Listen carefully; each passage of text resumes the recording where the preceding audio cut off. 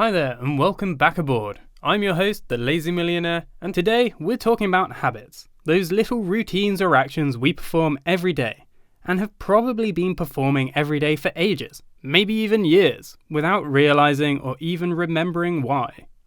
We're going to be looking at what a habit is and, most importantly, how we can create good habits that will have a beneficial impact on our lives. Just before we get started, I want to make one thing clear.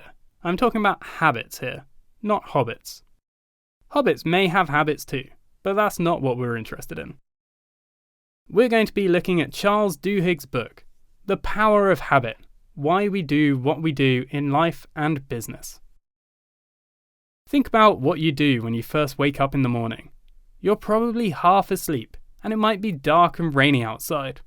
At least it will be if you're also from the UK.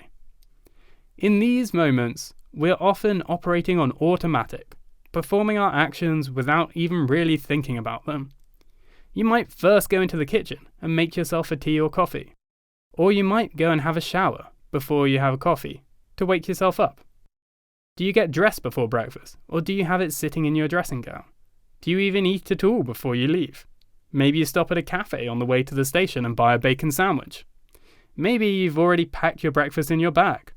Or maybe you're Golden Gecko and think breakfast is for wimps. Whatever it is that you do, by the time you reach your office, you've probably gone through the usual routine. You have performed the same tasks you perform every morning, and usually in the same order, without even thinking about it. Habits are used by your brain to save energy. They formed once, long ago, when you made a conscious decision to do these things, like having a shower before breakfast. But now, you do them every day without thinking about them. And once you've made your decision, you simply repeat the same steps in exactly the same order, without ever remembering why. You see, the reason for this is that our brain wants an easy life. It would like to concentrate on the things that it's good at, like having brilliant ideas, or making sure we stop our car at red lights, and would prefer to chuck away any unnecessary thought that gets in the way. Imagine for a moment that you actually had to think about the physical act of walking whenever you decided to go for a walk. Imagine how long it would take you to walk to the shops if you actually had to think about moving one leg forward, then the other. Because we learn to do this when we're children, we've now totally forgotten about the conscious decisions we made to put one leg forward, then the other. And now we do it perfectly instinctively, which is a great relief. Watch a child learning to walk. They haven't quite learnt to acquire the habit yet, so they toddle along and fall over a lot. It's fascinating, and also hilarious. But how can we form habits ourselves? This is where the habit loop comes in. It involves three things: cue, routine, and reward. The cue is basically the trigger that tells your brain to go into automatic mode. It's turning the keys in the ignition to your car, or waking up for your 7 a.m. alarm in the morning. It tells your brain which habit to use based on the association you have created. The routine is the thing that you want to get into the habit of doing. Let's say you want to lose weight and become fit because you're dressing up as a giraffe and running the London Marathon in 6 months' time. So you need to form the habit of going running, and that's the routine. The reward speaks for itself. It's that thing you give yourself to remind you that this habit is a good one and worth repeating. Okay, so let's put this into practice. You've paid to enter the London Marathon and need to raise £1,000 in sponsorship money for your local library. You've decided, for some reason, to do this by running the whole route dressed as a giraffe. You quickly realise this is a stupid idea, but you've paid your deposit on the costume and it's too late to back out now. You need to get fit for the marathon by training every day. Each week, you need to increase the distance you run so that you're ready for the big one in 6 months. But you haven't run for ages, and you're totally out of practice.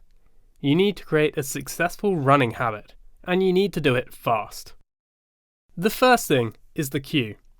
It's that little tiny thing that triggers the brain into remembering what you need to focus on. So, if you want to get up early and go for a run, you could place your running shoes right next to your bed, ready to put on first thing in the morning. This is a visual reminder to go out for a run. If the first thing you do every day is put on your running kit, your brain will associate the very sight of your running shoes with the habit of running. And when this happens, it will become automatic. You won't even have to think about putting on your tracksuit or picking up your shoes. Your brain will simply get on with it. Next, out you go and have your run, the routine. Your brain will, after a while, put 2 and 2 together. It will associate your running shoes with the run. Before you know it, you're going out for runs completely on autopilot. Remember though, you're not literally on autopilot, or you'll quickly find yourself in hospital when you run straight across Oxford Street in rush hour. The reward comes next, and it's as essential as the cue. The reward is that thing you've promised yourself once you've had your run. It might be a physical thing, like a strawberry daiquiri for breakfast, or it might just be the endorphin rush after completing your target number of miles. One good habit you can implement in your life right now is to subscribe to the Lazy Millionaire channel and digest ideas from the world's best business minds along with your cereal. Anyway, so far we know that a habit is equal to a cue plus a routine plus a reward. But in order for a new habit to properly form, we need the fuel to power it, and that fuel is craving. Scientists have shown that before a habit is fully formed, your brain experiences a spike in dopamine in the reward stage of the cue routine reward cycle, and this is to be expected. However, as your habit becomes ingrained, your brain starts to predict the reward, causing a spike in brain activity at the cue stage of the cycle. This is the effect of craving. So once you learn to start craving the reward at the end of a run, it'll practically push you out the door. The power of cravings can be really felt by anyone who has ever tried to give up smoking. In fact, they're so powerful that it's almost impossible to just quit a habit. Instead, if you want to change a habit, then you'll need to use the golden rule of habit change. The golden rule says that bad habits are difficult to get rid of.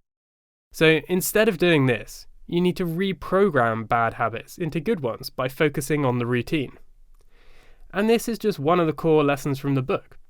You can focus entirely on just the routine part of the cue routine reward cycle in order to change bad habits.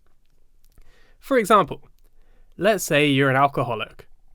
Every time you come home after a long hard day at work, your cue, you crave nothing more than a pint of strawberry daiquiri. Well, research shows that it's probably not the alcohol itself that you're craving. Alcoholics usually crave relaxation more than the alcohol per se. So don't try to fight the craving and don't avoid the cue. Instead, try to reprogram the routine. For example, maybe every day when you come home from work, you meditate for 20 minutes, then cook dinner. And with your alcohol craving reprogrammed, it's just your chain smoking, nose picking, and binge eating to work on. So now we know what makes a habit, how to form good habits, and how we can reprogram bad habits. And one final takeaway from the book is that not all habits are created equal. Keystone habits are ones that have a cascading effect on other habits. For example, let's say you want to be more productive. That's quite a big and daunting goal. So rather than trying to tackle that monolithic beast, identify 1 or 2 keystone habits and focus on those. For example, maybe waking up early and going for a run will naturally turn into a productive morning work session. Here's a quick summary of our summary. Summary inception, that's right guys. Anyway, I digress. A habit is made up of a cue, routine and reward, and habits develop to help your brain save energy and willpower. Cravings are the fuel for habits. So to create a new habit, present yourself with a cue, and repeat the routine until you develop a craving for the reward. The golden rule of habit change is to reprogram bad habits by focusing on the routine, rather than trying to stop the craving. And finally, keystone habits are the small habits you should focus on to drive meaningful change in your life. I hope you've enjoyed this summary. If you want to read the full book or audiobook, then I've left links in the description. You'll learn things like how Starbucks uses habits to drive business success, and what habits helped Michael Phelps win Olympic gold. And otherwise, I'll see you in the next video.